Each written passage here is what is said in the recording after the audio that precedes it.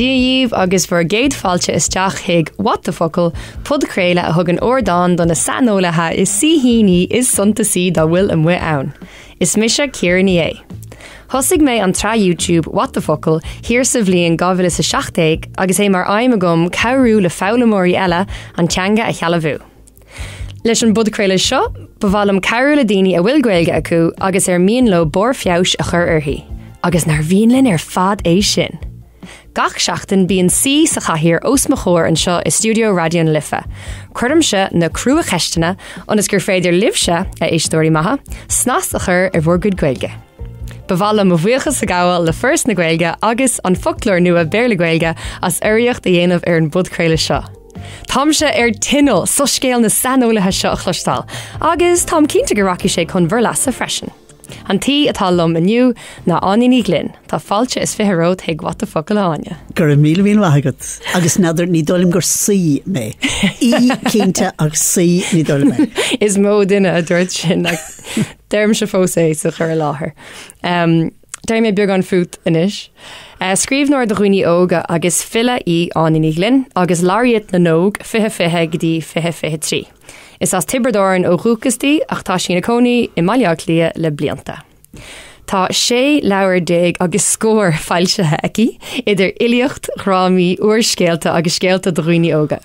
I measc na núiseanna tá buaite aici tá gradam Rex Carlo leabhair na bliana, buaite aici faoi srí don na thuairscéalta dadio, hatta zú bhamó agus buscadán, brunach gradam fiction leabhair fáistí éireann agus gradam leabhair na bliana cumann litirthachta na hÉireann ar dadio freisin, brunach cóiltocht Patrick Kavanagh orthaí in 2019 agus tá go leor dúisina filiochta buaite aici ag seachtain na scríbhneoirí listúthal, féile filiochta bhéal na mhailí agus iireachtas na Gaeilge. Agus táneart eile déanta go Áine ach ní féidir gach rud an lua. Is leor an méid sin, airíim tar seach nuair is muoineam siar go bhfuil an méid sin déanta gom, mar ní bhraham go bhfuil, ní airíim go bhfuil an irid sin déanta gom, ach nuair eice mé scríofa síos bimrá. Ja, stoch go roiintá déanta gom, ach tá man sá tamil stoch fada. Níor bheith tus ar cóí slumsa beg ar a laiad an méid ceanna déanta gutsa. Tá súr go mé. Well, faoin drá sin ba níos mó ríis déanta gutsa. No, ba mi sin marmh. Well, gur míle maigad as tachtasteach aniu. Gur míle maigad éana as cur a thuirtam. Tá mé ar bís, neart faoin Gaeilge a phléileat, tá chur a láthair iontacha go chur hiige iontacha i leith na teanga, agus tá nóí bíonn tú buintach le fabhlamóirí, tuis go míonn tú buintach le litreacht do fáistí. Is socha hé, agus bím sé scríomh, rud bhaine tá anna chasta faoi bheith scríomh do chuoine óga. No, go míonn tú scríomh dos na léthirí is fearr dain, agus bíonn tú scríomh de fabhlamóirí ag an ann céanna, agus uaireanta caithfidh tú smaoinemh abrimis go bhfuil duine tá gabhlíonn déag dhaois ag léamh i nghailscoil nó i scoil bhéarla tá siad san na léamh. An rud a bheith léite ag duine 7 nó 8 mbliana dhaois. Sa ghfuilteacht nó in ghfuilscoil. Seanna chasta ar a gcuid sin, go gaiith tú bheith smaoinemh ar an dárad, ach bíonn agurthirí úntacha a móthán a deirlam, tá sé sin ró chasta, tá sé sin ró himplí, agus cuidíonn sé sin go mórlamsa, an rud táchtach dumsa sílam, ach sin go se anna háchtach mar scríbhneoirí ná éisteacht agus ghlacha le cóirla. Agus agurthirí. Agurthireacht a scríomh bíon páistí uaireanta nuair bhím séiste go scoilna bíon páistí a fírí díam. Cividúir a scríonn tú leabhar an leabhar uair a bháin, agus bíon rá nó déanam se an leabhar ceanna a scríomh sus le 20 uair. So le mím sásta leis. Agus san sin chuir mar aighéig, fáilte thuir agus beidir go míon 5 nó 6 a scríomh eile i gceist, ach scríam rud í rís eile, agus bíon na folklóirí go húntach ar a gcuid sin. Anúha nasc ionach den chéad ceist Áine, gur míle maigad. Cad é an untráil nó cad iad na huntrálacha is fearr leat in an folklór nua beir le Gaeilge? Well, ní éting éon cheann ar leith. Luí mé ceann a bháin i gceann nómat, ach ní éting éon cheann ar le aránú ar bhealach mar an úsáid a bhuinim se as na folklórí go léir ná crosstagart go minic, mar má hárlíonn sé abrimis, má tá focail ar le waim nach bhfuil gom, nó uaireanta nuair a bhraham go méidir go bhfuil bailach níos fearr le rud a rá, nó faoi láthair i ní COVID a bheith orm tá sort marúil inchinne orm. Agus uanta bín an focail istig an sin sa cheadú. Istig sa cheadú agus ní féile mé a haringtamach as an geadú dlú grána seo. Agus téim si go dtí abramis tanglan.caí nó an folklór béir le Gaeilge. Ach nuair a eicem focail sa folklór in éon cheandas na folklórí go minic déanam crasthaggart. Mar ní mailam ghlacha leis an géadachal le eicem agus fiacham na focail éagsúla eile a bhhuineann leis an ábhar céanna. Aber uaireanta bím sé scríomh leabhair bhéarsaíochta nó drámaí bhéarsaíochta de Fáilte. Agus go minic bím sé géirí teacht ar rím nó teacht ar ocail abramis go bhfuil an focail deas ráite gom. Agus nach bhfuil mé géirí an focail sin a úsáid rís. Fiacham sa folklór Gaeilge béarla ar an focail deas. Agus fiacham ar na leaganacha eile den focail nó na focail chóchéalacha eile. Agus an sin brenim orthú sin sa folklór béarla Gaeilge. Agus uaireanta tagam ar ocail omlán difriúil. Agus beidir go muinting úsáid as sin. Rud eile dhéanam uaireanta. A sin túna cín cóchéalacha a bin an folklór beag go sin. Fiacham uaireanta má bhíonn an focail deas ann. Agus aber go gcuireann tú sin isteach tanglan.caí agus dheoidh tú nice. An sin téimisteach sa thesaurus le nice, sa thesaurus béarla le nice. Agus fiacham ar na smuointe eile thugann sé sin dait. Agus an sin téimse sé cinál nerdy nach bhfuil é seo dhéanamh. Déanam se rud céanna. Ach bín seanna spéisiúil agus má tá incin agus intin mar sinna agat agus meon mar sinna agat spór a spórte. Ach rud eile eisteach a dhéanam se uaireanta. nó go bhfuras chug seán ócain I bhfuras na Gaeilge an folklór mór dom. An ceann pápéir agus so tá leagan crua agam. An ceann mór crua, seachas tíreach le féchant ar an gceann ar an riomhre. A chug sé ceann mór dom, is socha mar bhrontan is láiriad ar bhealach agus uaireanta as glíimé sin ar bhain randamach. Má bhím sé scríomh, má bhím ag an deas tá an folklór ar an shelf in agallamh, agus os glíimé ar bhain randamach. Agus le déanaí ar chúiségan nuair a doscail mé ar bhain randamach an focail béarla a bhí ná depressed. Agus bheas grifte go húntaach féchant ar na leaganacha éagsúla a bhí ann. Bhí cuma iarthaí go raibh sin omar na Hamaléise. Chuir lima na malaí grúim iarthaí. Go cliniciúil tá dúlagar I déarmí cliniciúla. An sin ceann eile bhí laghvisneach bhris rodéig na chrí. An duine seo hit si I núlagar nuair a bhásig a fearr nó bhfuil liondúmh ar bhás a fér. Ní sé cloiste gom. Is go hálan. Bhí sé cloiste gomsach ní leagan a bheith sa chaint ná dúrtha gom. Ceann eile ná Íslebrí, den in Íslebrí, de chuir sé grúim orm. Agus tá na leaganacha seo ar fad ann. Agus cuireann sé sin le de hifras féin. Go héasca.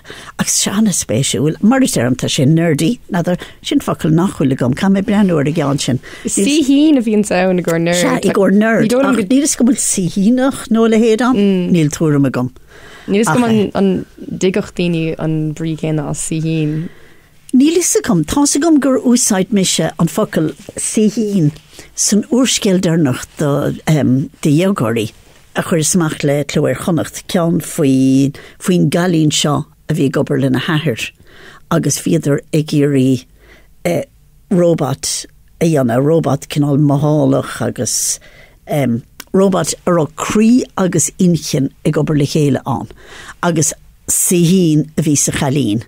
Ach an rud a dúirt mé na bhí daoine magafú ar scoil agus luigh mé daoine ag tuair síhín agus luigh mé an focail nerd chuma agus churas cinál cló idáilech ar nerd.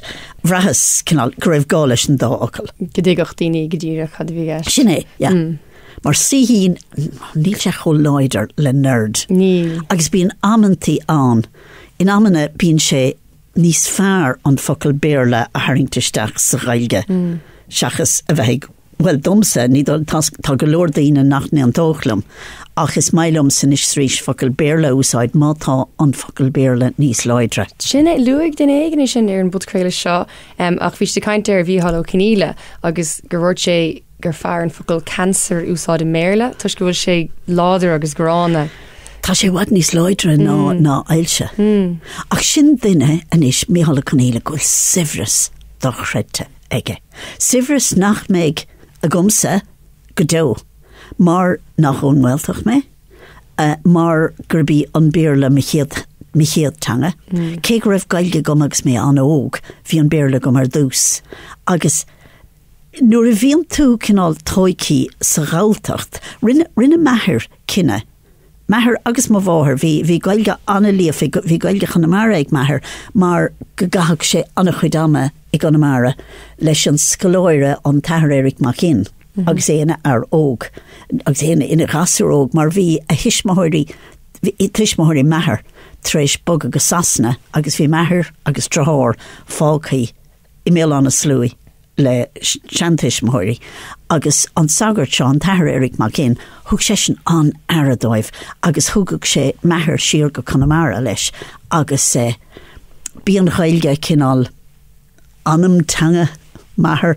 mátá le héad do ocailán ach bhí anspéis ag gcónaí sa Gaeilge agus dhéann sé héanagus má bháthir cinne cé nach raibh Gaeilge má bháthir cho crín céanna bhí sí líofa goach ní raibh sí crín ach dhéanaidir cinne nuair bhí an chéad fáiste chun drifór is sinne tá gomsa dhéanaidir cinne gradar chun an clán a thógáil le Gaeilge ach an son nuair a bhí mar grifúr níl mé cinnta cé níos an scéala duine methardom ná nuair a bhí sí gábhlíonn ó 3 bliana díos gur bhfuil scarlet feverí agus gur tugad isteach san ospidéalaí ní raibh cad ag aon duine cuairt uirtir hí mar galar marafach a bhí ann an uair sin so le bhí siise sin os cinál díon glasáil de siúdas tócha ní raibh cad ag aon duine teachtasteach agus bhí sí gábhlíonn ó 3 bliana díos agus gan focail béarlaice agus an tráma a bhaintach le sin Bhíon ma hisismóirí cinenne iníag sin gradar chun ahrú agus an chlán a thógáil le béarla.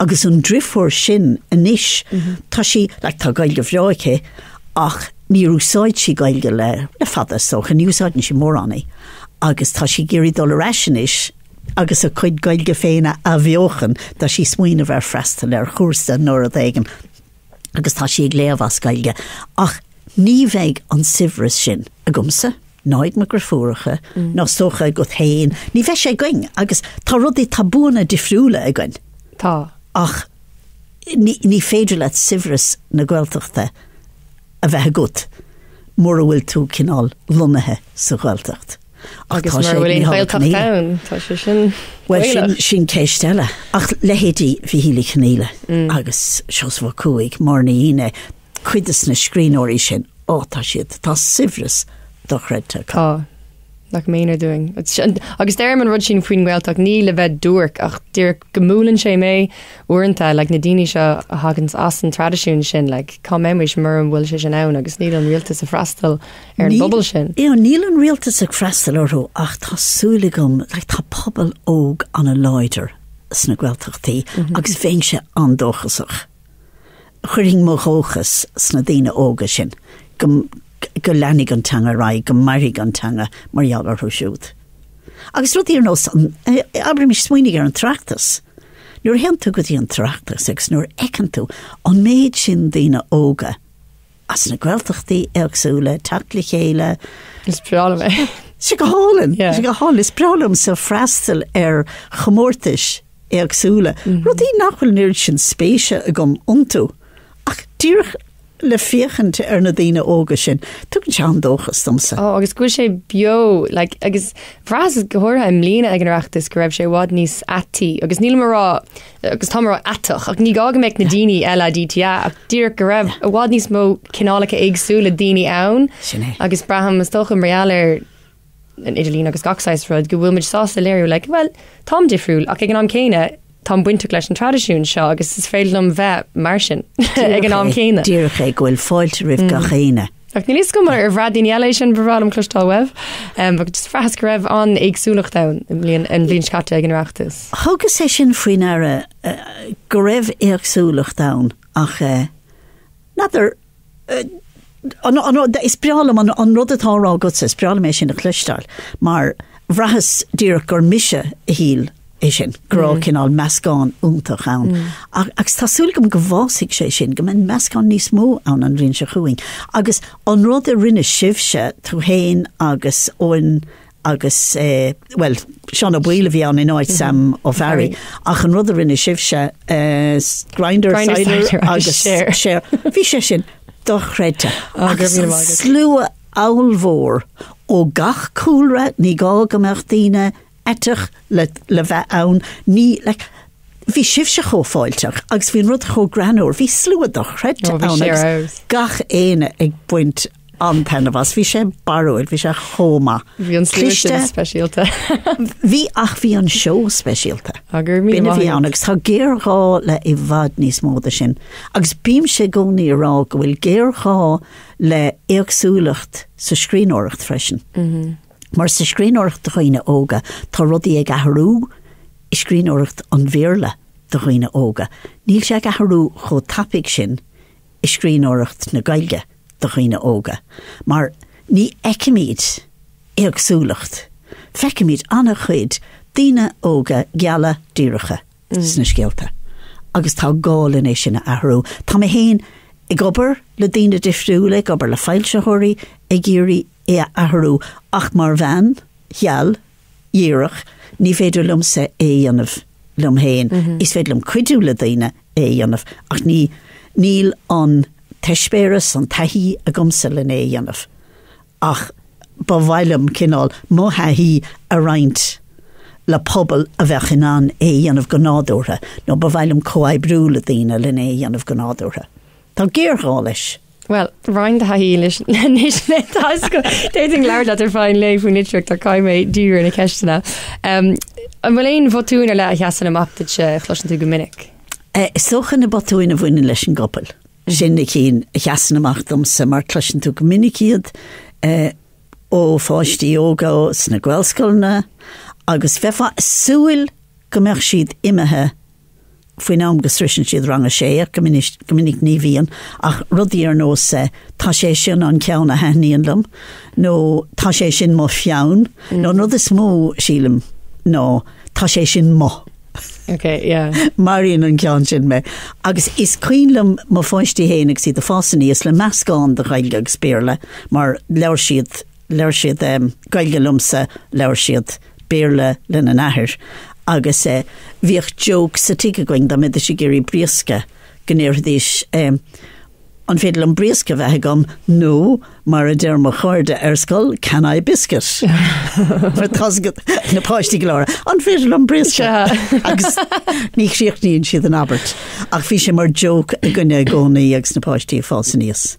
ach sin na botúin is cuitíanta an rud a bharíonn mé ná go bhfuil na botúin ag an uirt sin múnteirí óga agus Daibrig tas mar bhúntar na Daibrig Dibríos mar bhúntóir ar feabhaidir 7 mbliana nuair dag me an ollscoil ar dús bhí an HDIP dianta gom agus dibríos mar bhúntóir is scoil na difriúla go háirithe is scoil phobal a bhain a hen go mórlam ní ribríos in éon scoil lán Gaeilge dibríos is scoil na béarla ach hen se go mórlam ach dúrach nuair bhí mise óg bhí 3 rodhaim hastig bhaim a bheithm a scríóir hastig bhaim a bheithm a iriseoir agus hastig bhaim a bheithm a bhúntóir gus bhín tálam bhí an féidir an básáil níos mór an 3 cín dianta gom an brandú leis na múntóirí le orintanta ar bhíon daoine a bhfuil Gaeilge acu agus bhfuil spéise acu sa tangan ag obair scoil fecinn siad an droch fion seo bhíon ag na múntóirí eile le daoine rá I'm off the clock nílam Gaeilge leir well is socha gúil sé sin ann ceansnar í a chuirneiste chum sa sílam nó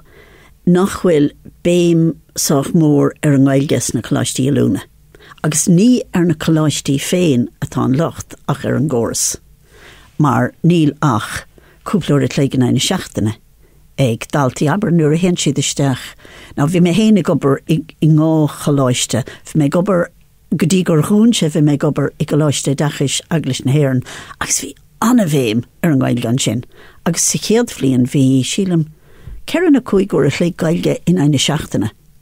Ach sna choláiste an choláiste sin dúntan is, ach sna choláiste I lúna I goitine gáir a chléig na mar sin ag bliana héan, agus táú caintear de seachtainní sa téirme. Buin amach beidir ceanna sin nar bhíonn siad mí cleachta múntóireachta nó socrchan scala, agus an sin níos lú seachtainní sa dara téirme nuair atá siad am móthir socrchan scala rís. So ceféidir a chléig é sin in aine bliana. Ní leore. Gus chuna sa rionlos na scrúdathe? Well, an rud a bhrahamse, agus ní fáil locht ar éon choláiste atáim, ach an rud a bhrahamse ná pe Gaeilge atá có nar hagann siad isteach. Tá méid ceanna có nuair a imíonn siad. Ní dóilm go bhfuil spás le feabhais a chur ar an méid atá có, mar níl go leor deisna có. Agus téann siad ag an ghfuilteacht ar feadh seachtainna bíon cuasa ag an ann, ach ón méid a chola mé ó chuidas na micléin béarla is mós tefmudas na rangana béarla a learn siad. Cuid gan am, ní iad ar fad ar nói, ach cuid go. Agus dá bhar sin ní leor an méid atá arbán, agus bíon fáinne fí an. Téan múntóirí isteach na bonscoil na tá siad in animus a bheithe múine Gaeilge tre Gaeilge, ní dhéanann siad agus an sin tá na páistí abrami seo ní náin go ranga sé a fólam focail ag fólam Aberdeen sahas an súd, ní álamíonn siad go leor, téann siad a raigeisteach sa bheanscoil, tá siad in animus a bheithe daile le litríocht, níl go leor Gaeilge chun litríocht a léamh nó a phlé, agus fágann siad bliana sé sa bheanscoil, agus fós níl siad an anatanga leort, agus tá rud éigen cear leis an gcóras. Agus sílam héin go bhfuil géará le speisialtóirí. Múntóirí a rachaisteach na bonscoilna chun Gaeilge a bhuaine.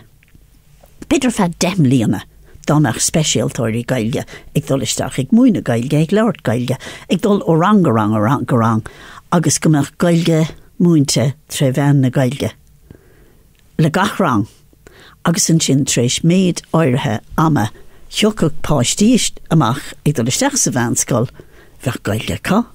Agus déad faoi an chóras a leis dígarníg. An dárlóis sé sin ní dóile mé, ach ba yes. Tá dárlóch rud a cinint. Agus sin bheith múntóirí maithe a gcuin, agus Dúrcha leisach sé féin. Sin ar deire. Ach sin cinál eisling, bringlóid. Tá na freigraí ar fád. Ach, ní éistin an duna lum. Tá sin go má, ní raibh sé sin cloiste go mar smíanamh go dtí se, agus cloiste roinntá faoin teangach. Den chuid is mó an daoine bhín ag leir faoi chroch bhúntóirí is daoine nach go Gaeilge acu bhín sa rá raibh na múntóirí go donna. Se ní ar na múntóirí atá locht, is ar an gcóras tá locht. Mar smuoinnig ar a chaltaí gábhlín déag, tríblion a déag díis, ag dul isteach sa bheanscoil. Go leoracha nach bhfuil éon Gaeilge cá. Cuide có ná álam Gaeilge sa bhanscoil, mar go raibh múntóirí cá, ná dhéon mór an Gaeilge leo, agus tá siad a dul isteach gan tada, agus tá siad an animus a bheith géirí, a rimis má leabhar héan déadú a léamh, nó leabhar éigen eile tá úrscéalt ar an gcórsa, agus seo daoine ar miúla go bhfuil éagóir déanta orthú sa bhanscoil, mar nach bhfuil daoine ag múine Gaeilge dóibh. Chuir mé ceisteirt faoi céine botúna chuirn astit, agus ní chuir éon astit seachas. No, ní chuirn botúin astam, is preallamsa fálamóirí a chluisteáil. É déanamh iirecht Gaeilge lort. Ní chuirn na botúin astam.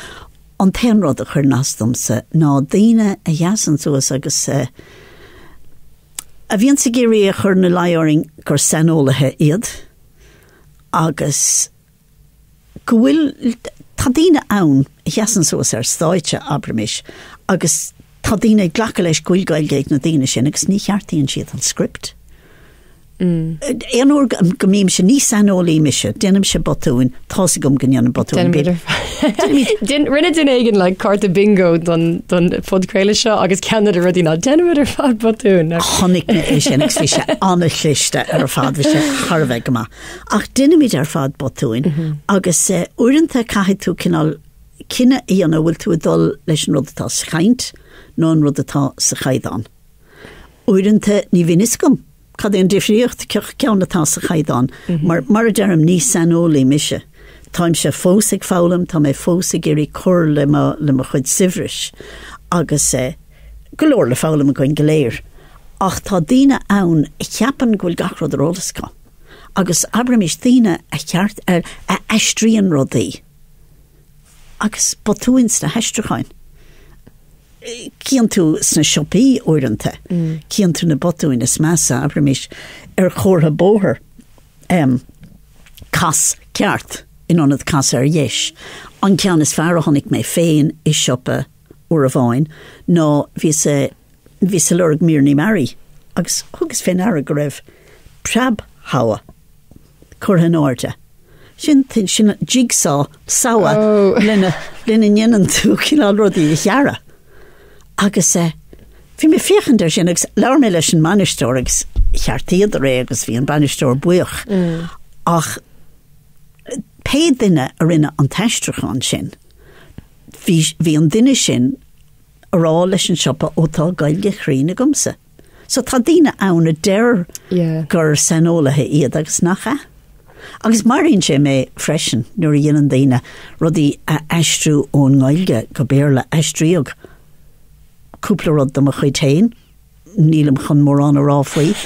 Gan chead nó ar chuir sí ceisteirt. Níor chur a gceann cheistorm ach agus níor bhís is a gom go raibh rudaí an eistriú go béarla go dtí go bhaca mé rudaí ar Facebook le heistrachan béarla agus gur chuir duine chur carad le churm ará a bhaca tú an teistrachan béarla.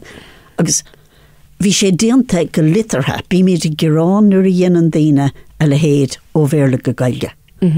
Go nintar rud a eistrú gan éon chruinnis ach focail ar ocail. Sé chodonna le Google Translate. Ach duine go bhhailart orm sa cúpla uair. Agus tharla sé le presswriters ó a bháin go bhac mé an leagan béarla den presswriters. Agus mé rála mé cin fan ar ír siad orm sa chásáir hé sin se rein bliantó hin. Cin fan ar ír éon duine orm leagan béarla thuirtóibh. Ach gur eistrig siad péad bhí ráite gom agus droch féarla ann. So ní droch Gaeilge bháin. Ní déir hána focail sin ach hána sé mach ar nóscurhairt. Sinné. Agus tá an droch astruáú fása agus chonig mé bhí mé Aaron Lewis agus an bhín rud beag le tailas mar déir siad agus dúirt sé present your card agus bhí PRUSUNT present agus is ri sé lom seo mar bhreahan sé mar bhreathach sé do mecht droch bhéarla ar na choirí ar fad sinna fáil gurrann sé astam tá sé slach early tá sé just níl sé néalta níl sé ceart gombeach ar an fechan ar sin Gach ní dólam go dtigean béirlóirí chuna sa bhreahan sé a bheith siúil tríd an dain agus rudí scríofa nach go bun ná barló bar nach me géin rud scríofa. Well seans go bhaca tú an ceann a bhí duine pebliacht marall ar gceanse le déanaí an ceann ag Tesco éigen I gúnta na Gaeilge díomholaithe do bhaná chur mar eistrachan ar domestic appliances.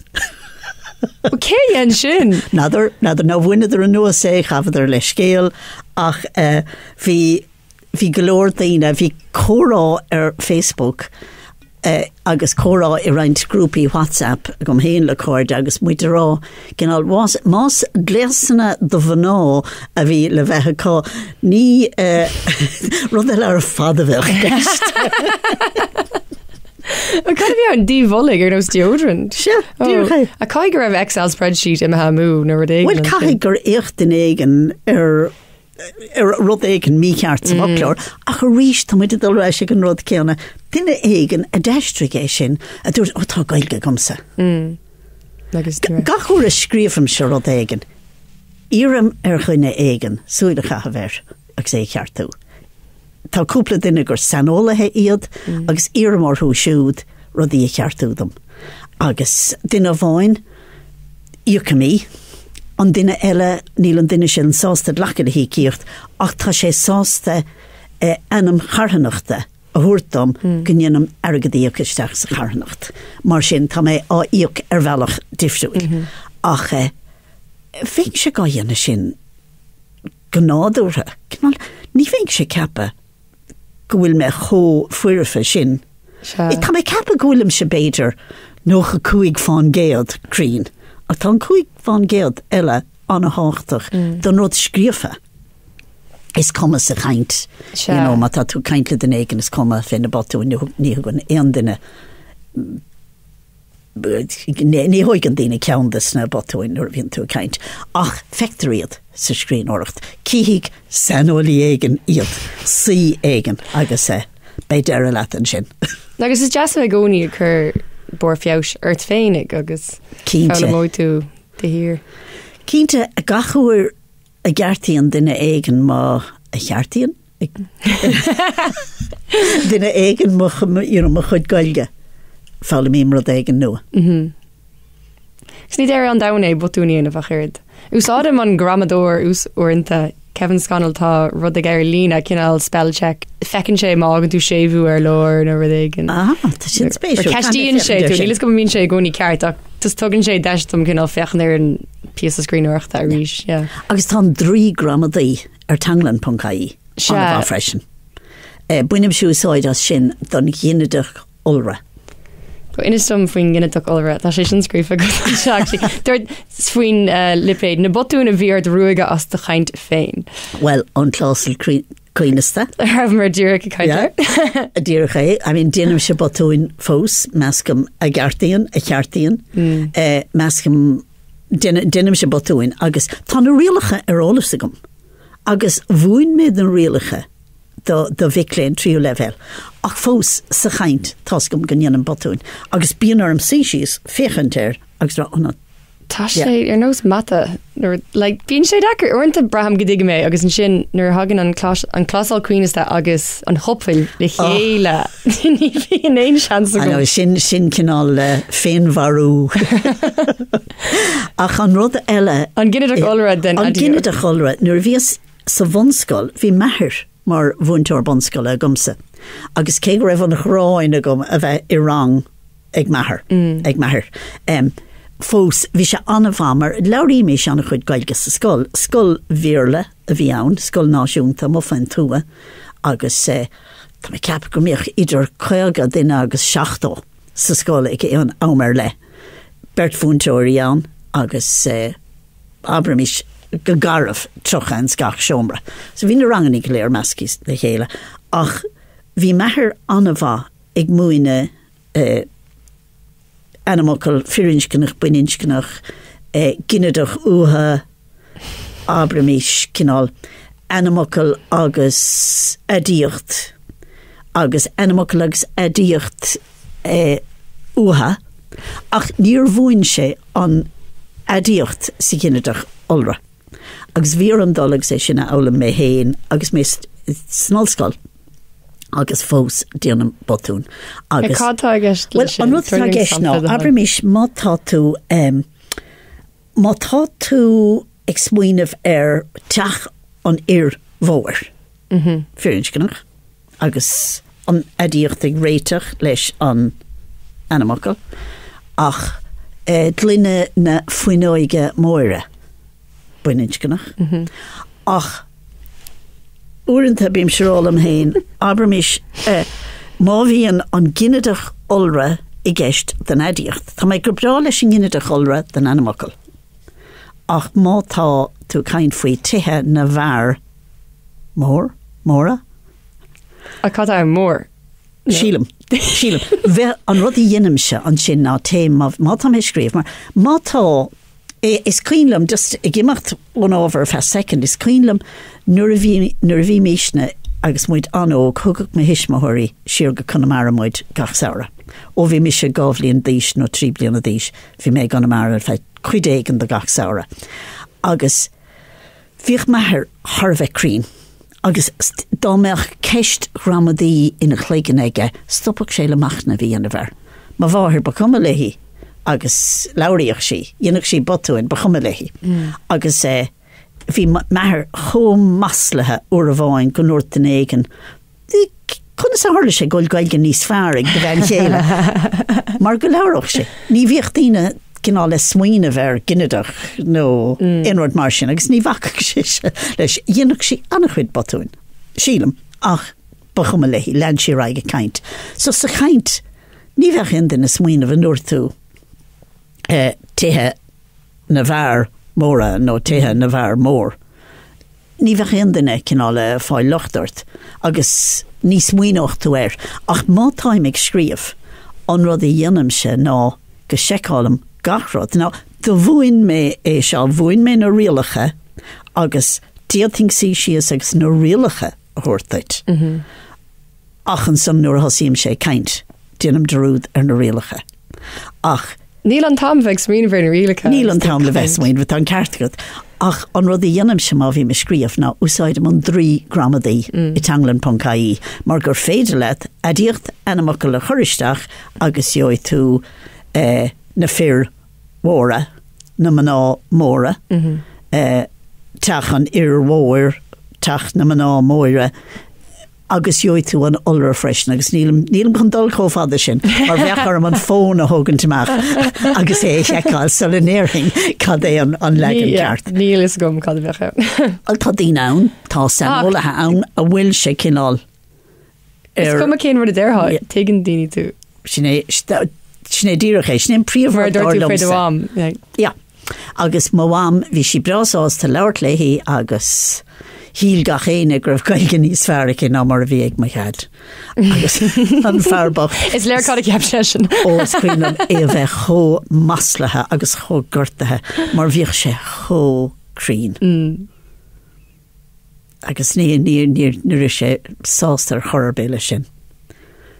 Ach sin cinál na botúin a míon or a míad iad a ruige as mar chuid cainte. Agus an bhfuil ocail a rihin leat cinál nua ocail is socha a haíonn go mór leat. Sílam na focail fad a bhainean leis an bandéim. Dúirt annach daoine cabhrú ar an podchraoladh seo go dtí seo. Is focail ólan pe duine a chum mar is brealam san focail clochar nuair bhíon cóta breá clochar ort. Brahan túán an a chumpórdach nuair bhíon cóta clochar ort. Ach clocharú se go hálan mar ocail. Agus rudí ar nós díon glasáil a bhí ann. Ceann a heanlam san á grúim scroláil. Tá sin an nóa. Mar dhéanamar ar fad I réit na pandéime. Tá mé airí as go fáil. Muid ar fad. Well, bím se fós ag scroláil ach ní ag grúim scroláil inis. Ach sílam gúil gá le focail nua bhís caint ní slúche faoi COVID a bheith arm cúpla míohain, beidir gá bhíohain, agus bhís caint faoin marúil inchinne seo atá orm ó hin. Ach ní leor marúil le chur síos ar an rud atá I gceist. Mar is rud is scamal ceó fisiciúil an ceó ar COVID seo. Agus aríimse fiúgus mé caint leat anis, aríimse mar scamal fisiciúil istéig imach leigen. Agus uirinte bím sé géirí cinál brise tríd ar nos cretíní a haring tír le techt amachas. Bím sé géirí focail a haring tas. Agus nuair échan tú ar brain fog sa bhoclóir mar déchas ar an bhocail brain fog luan siad marúil inchinne. Agus chuireann nuair bhím sé géirí mar chuid cánach a dhéanana ag deir na bliana. Chuireann sé sin marúil inchinne orm. Sin rud eile ar fad. Mar sin tá gá. Chuireann sin grúam ar an faring frosty ón. Íste brí. Ní léon rud a grúim lagvisnach. Am ra hameléis sin a focail ar fad a bhí got níos luúa. Sin an liste ar fad déanta idir fad a lua. Ach tá difríocht áilmhór idir marúil agus an scamal seo. Tugaim se ceó inchinne ach níl an focail sin sna folklóirí. Níl an focail sin ag tíorma.caí. Tá sé bras ó hiice. Tá sé. Dúirt tú mé iné agus hiigme cad bhí gceiste got. Ní gá a bhíú. Ach ní ann den focail. Fós. Ach tá géará lené é sin. Tás go an chuí gach blian sa bhoclóir béarla go gcuirtar focail nua. Ag bíon focail na bliana ann. Ja, agus bíon focail nua ag dolisteach sa bhoclóir. San Oxford Dictionary. Tá gá le brain fog, ceó inchinne sa bhoclóir. Ceó inchinne se. Bhín mearúlar faoi intin agus inchin. Sinné agus síle braham chás seo go rud inchinne atá ann seachas intine. Intin is de smuinte agus inchin sin an rud physical. Sin ma hiiscin féinar. Ach braham bhfuil an ceol seo istigh ann. Tá sé istigh imach chléomhrach freisin ó bhí COVID orm ach go háirithe istigh imach leagan. Uaireanta dú sí mar maidin fé scamal. Na chulmeic daoine caint fé cinál scamal grúim a bheith nuas orthú nuair bhí siad in níos le brí. Agus níor airigh mé sin riamh ní bhím se cinál in níos le brí ach dairigh mé cúplahar in ní COVID go raibh an scamal seo ag titim an ósarm. Agus cúplahar nuair bhí socrathe déanta go mé gur lua ar maidin bhíorm iad a chur sír nó iad a chur a ceall mar ní rome in an brise tríd an geo seo. Ná deir a bhí leis an dochtúir faoi agus tá siise ag súil gnimóise mar níl seach gáhí ó bhí COVID orm. So tá siise súil gnimóise go nárdóig an ceo seo te bhístig de bhí nó go eile. So béidir I gan cúpla mí eile go mé sé imethe. Agus ní bhain ein úsáide got an terme heile. Ja, mar níor bhhailm go meach fad COVID orm. A rís nílis go bin an focail ceart. Nílis amach rís tá sé intige, mar ceapim sin an rud nuair bhín daine cum a focail nua. Orintanta ní féidir iad a hiiscint, agus mar sin níl daine chun é úsáid, mar ní hiigi daine eile sa chaintíad. Se, ach, I mean, is sílam go níanaan an grúpa sin a hagan le chéile chun Cuiste termíochta. Agus sin rud a bhainean in éis leis an geo inchine seo cuiste termíochta tascum gomacha hiad. Bhí go bhram sin. Ní heocha chun focail chum. Agus thorlínse sin dom uaireanta. Agus uaireanta nuair bhí me leart Gaeilge tagan focail béir leisteach am chléigen. Agus uaireanta nuair tá mé leart béirle tagan an focail Gaeilge steach am chléigen. Agus tá mé ag Tarní sin nuair bhíon poetar ní bhíon tágan focail bháin cúm agus cibé teangan bhfuil sé sin an focail. Camerarán bhfuil sé tamil ó bhí poetar níola mórán ach tá sé ar nós poet bheirt. Tá cosúlacht eisteach ann idir poet agus an dlú an ceo dlú seo. Ach an obair dhéanaan an coiste tíormíochta sílim go sé do chreidte mar cuoinnig ar ocail ar nós riamhra. An focail riamh rud a riamh agus an focail riamh fost. Se haar cían le haid cinál an obair chun siad isteach san na heistruúcháin. Bín sé dochreidte. Agus nadidir soch bhfuil le héad ann ins Gach tír. Tá a ran grénos tá mé cinnta nach bhfuil cinál cuiste acu nó tá Nílis a gom. Chorus ceapam acu leis an bhanca se chuineáil agus go maiid sí fós. Nílam chun glánará áling agus mar tá an béirle teachtasteach ar an bhanca freisin bíon daine gúsáid an bhéirle. Tá. Spéisiú. Bín sin nádúirtha an béirle a bhirtisteach. Bíon. Sin rud omláán nádúirtha. Agus sílim cean na ceistena a cheoltú chuúm ná rud ná ceistéigen faoi bhéirlachas. Se, béirle ein bhéirlachas, actually inistom, mé ein bhéirlachas spéisiú simú gramhar tá agat. Sílim go bhfuil difríocht anna bhór idir béirlachas agus béirle a bheith fit foiite gnáúirthas chaint. Tá, cínte. Agus is caonlam, min abermis de luig mé béirlachas búfásach níos luúthe tá sé sin má ag páistí agus an féidirlum briasca. Sin béirlachas tíine ag eistrú go díirech ó dhéanamháin go tan eile. Ach, tá sin go breála páistí óga. Bí ceart go mar tíine ag fásásigh puinte áirithe. Ach, is caonlam abert a bhíoch ag methir. Agus hain sé go mórlam agus ní féidir an ceann seo thárú nuair bhí methir mar a dúirt mé níos luúthe chathg sé anna chuidáma ag an amara agus éana ledóg leis an sagart sin an taithir Eric Macin scaláire agus bhí scialig methir faoi améigen gur tháinig duine éigen chuú ní lisa gom chuig methir agus duine éigen chuig methir agus an taithir Eric nó chuig a tháinig an fear seo chuúm bhí methir annig sin éigen eile annig an fear seo chuú agus dúirt sé trumpom baisciil go gur me cúpla bléist wind sa me chuil. Ná, ní béirlachas é sin. Sin béirle Gaeilge meascí le chéile go nádúirthas sa chaint. Is caonlam duine do mo fáistí héin ag leir béirle le duine éigen agus iad anóg ará put in the binnis cuirfidh go brosca so bhí struchtúr na Gaeilge ige ach bhí sé gurí béarla a labhairt. So sin Gaeilgeas. Sin Gaeilgeas, seachas béarlachas, díreach é. Agus is cuinlam maclam agus é tasnú sé díreachtas is san níonra sílam agus tháinig an duine seo isteach agus chur an duine seo céiste. Do you do everything in that school through Irish? Agus chas sé chumsa agus through sé cad é Irish? Mar bhí an dá hanga aige ach ní raibh an cuincheap aige. Agus conna sa bheith. Conna sa bheith, yeah. Is bralam sin. Yeah, 3 bliana dís, 3 bliana go le. Yeah. Ní bheith an cuincheap ag páistí. Agus just learn siad tancha. Is bralam an aspa brethúna sa bhíon acu. Like, hug mé bruntanas do mo inín basta agus dúirt mé, like, oh, seo bruntanas, mana té agus dúirt she like, Daddy, Ciara got me a bruntanas. Like, just glach sí leis, yeah, sin an rud, like.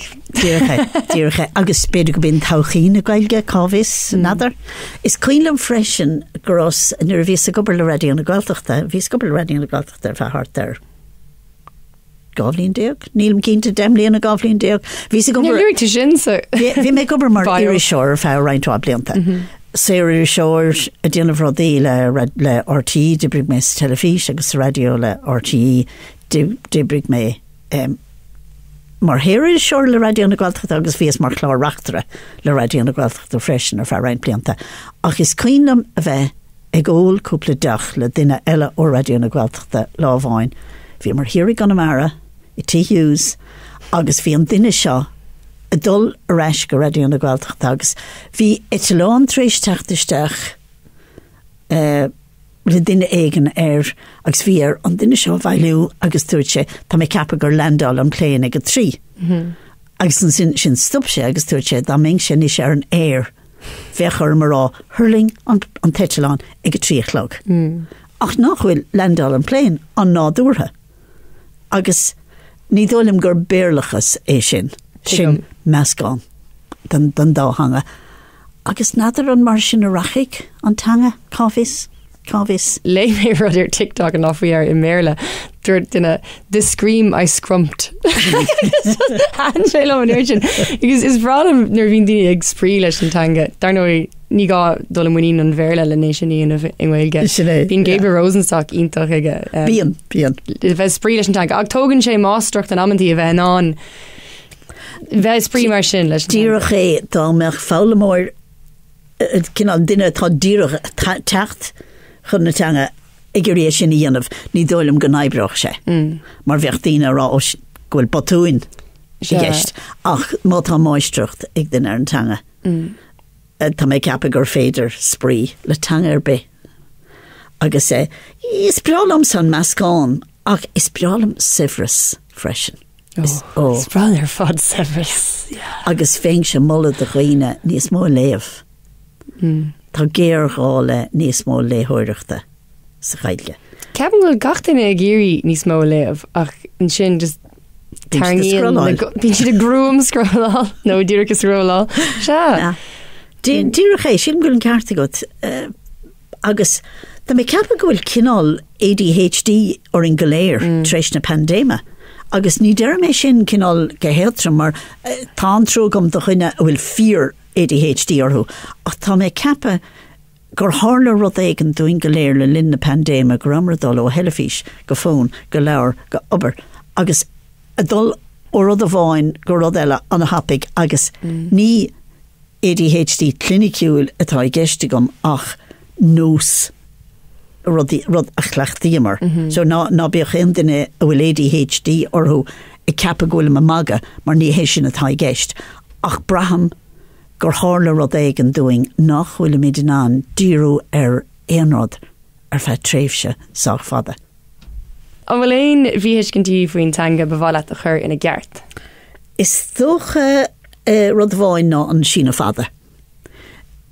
Is cuinlam gur bhínig mé nuair bhíos I go láiste I dachas aglas na hhéireann ag muoine na hábharéidí. Is cuinlam bheith pléileach leis na hábharéide agus ag míú dóibh cad spríle sína fada.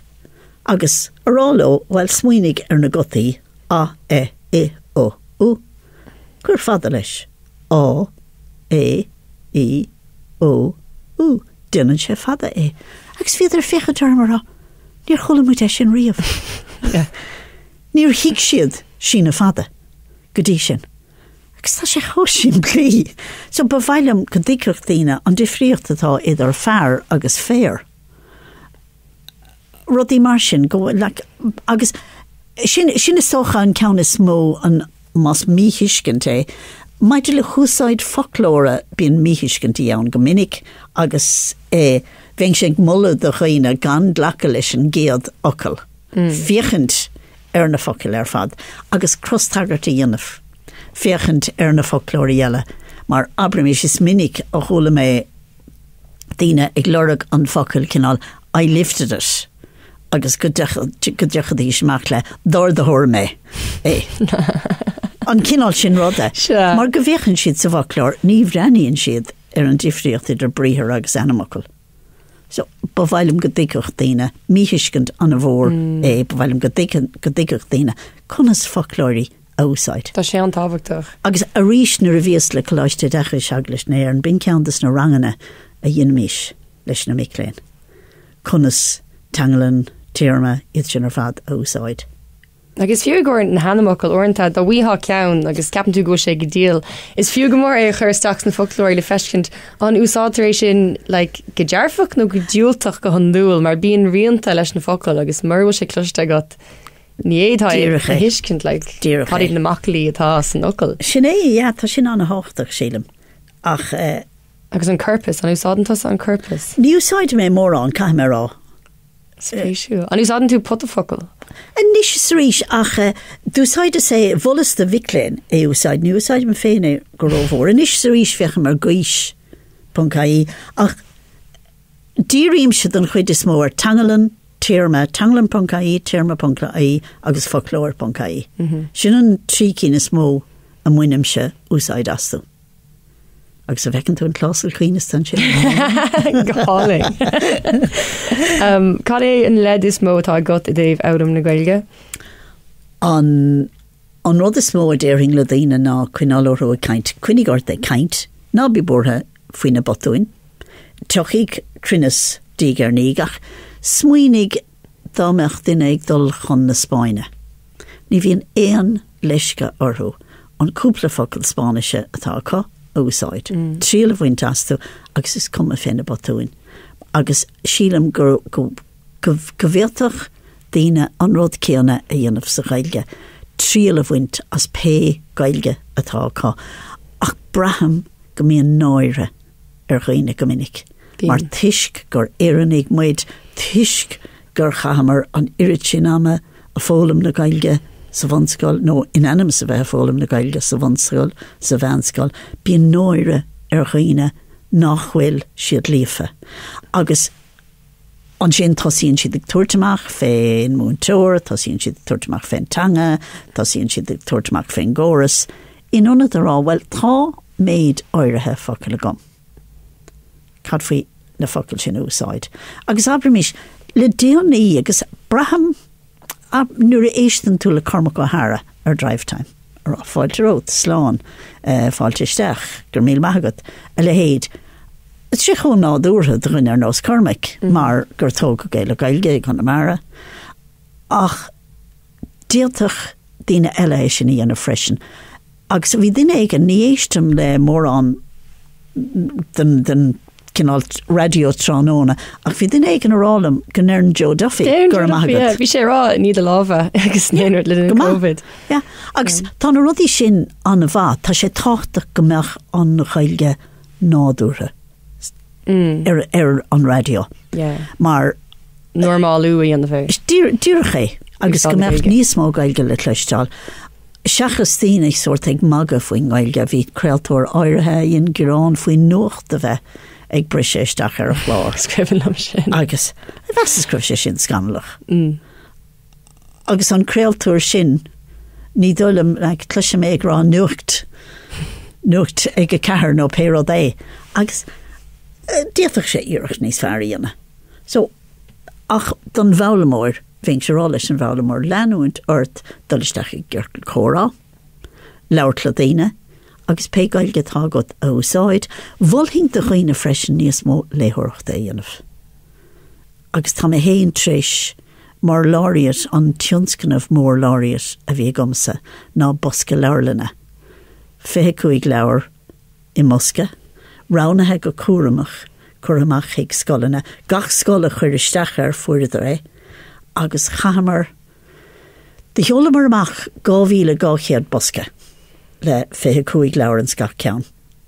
Sin, mar bhfuil na statisticí chur marúlinn chnarm, chuig 5,000 leabhar chur amach chuig daoine óga, so sinna méid leabhar. Agus leabhar chuige bhean. Leabhar chuige, de isgrúpaí difriúla, pictúr leabhar agus uorscéalta bhí bosca difriúil ann, dus na scoilna béarla agus bosca eile ann, dus na Gaelscoilna agus na scoilna Gaeltachta, a bhuachas le foras na Gaeilge agus an chóir le Alíonn, bhí mar an anéis sin dhéanamh, agus a rís a bhuachas le foras na Gaeilge, bhí mar in an dábhosca a chóir hiig na Gaelscoilna. Mar an ceanna bheith I rúnach do scoilna béarla, Abramis dá rang sé fiú, bheith sé sin I rúnach do rang 2-3 sa Gaelscoil, agus na cín a bheith ann do rang 3 sa scoil béarla bheith sé rúnach do na 9 is na Gaelscoilna. Mar sin, bhí 5 leabhar I gach Gaelscoil, gach scoil Gaeltachta, 25 leabhar I gach scoil béarla. Agus ina dhéag sin, a rís a bhuachas le foras na Gaeilge agus an chóir le Alíonn, bhí mar in an roint scémanna cónathe grú, agus chuir mar áisethirí, alíontóirí, dramatóirí, scéalathe amach chuig scoil na rís de chuir na alíontóirí isteach ar seo, agus cuirg 10 úr amach. Daoine a raibh antaithí ar a bheith obair le bonscoilna, le páistí bonscoile, agus cuirg é siúd amach agus rindir ceartlanna léthireachta sna scoilna, le muinteoirí le páistí, agus bhí mar I géirí cinál daoine spreaga chun níos mó léthireachta a dhéanamh agus pléisiúr a bhaint as an léthireacht seachas a bheith fiochantar mar obair scoile obair bhaide. Agus an sin leis an airgad breise a thug foras na Gaeilge doing ag an deire, mar deire chahamar os cion le €1,000,000 an tugra seo. Ach leis an airgad breise a thug foras na Gaeilge doing an sin ag an deire, thug mar dus na scoilna bhí 20 héan, 20 scoil a bhíle bheith antas na scémanna cónathe, ach 20 héan a bhí an ag an deire, mar bhí scéim amháin rointe idir gá scoil ar cheantas na hiláin. Ach fuaidir siúd leabhar bhreise a rís, agus ar deire sílam gur cathag 5,600,000 sin mar deire mós cion le €1,000,000, agus ar deire scapag os cion 7,000 leabhar. Íntach má. Má chuir míad páistí ag léamh a rís, má bhí an páistí ag léamh mar fléisiúr, tuigh an sibhras, tuigh an taithí léthireachta agus an sin tuigh an tréimh se go méid daoine fásta ag léamh níos mó. Well, tá sé spéisiú tá mé cinnte go daoine ag éisteach lei a bhfuil páistí acu, agus daoine tá ag eabhailm na Gaeilge ar son na báistí sin, agus tá ag fálam ó na leabhar chéile, agus iad a léamh dus na páistí.